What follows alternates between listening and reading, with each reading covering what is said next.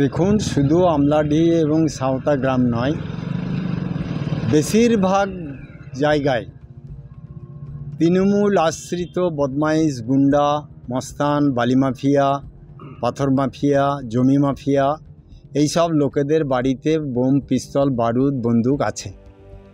এছাড়াও তৃণমূলের বেশিরভাগ নেতারা এই কাজের সঙ্গে প্রত্যক্ষ বা পরোক্ষভাবে জড়িত। অতএব এখানে বীরভূম জেলায় একটা বোম, বারুদ, পিস্তলের সংস্কৃতি তৃণমূল আমদানি করেছে। এছাড়া এদের কোনো আর অস্তিত্ব নেই। কেন, প্রকৃত সঠিকভাবে গণতন্ত্রকে মান্যতা দিয়ে যদি নির্বাচনে মানুষকে অংশগ্রহণ করায়, তাহলে তৃণমূল বলে দলটি আর থাকবে না। সেই বুঝে ওরা এইভাবে গ্রামে গ্রামে বোম, বারুদ, পিস্তল মজুত করে মানুষকে আতঙ্কিত করা, সন্ত্রাসের সৃষ্টি করা, এইটা নিয়ে তারা ভোট বৈতরণী পার হতে চাইছে।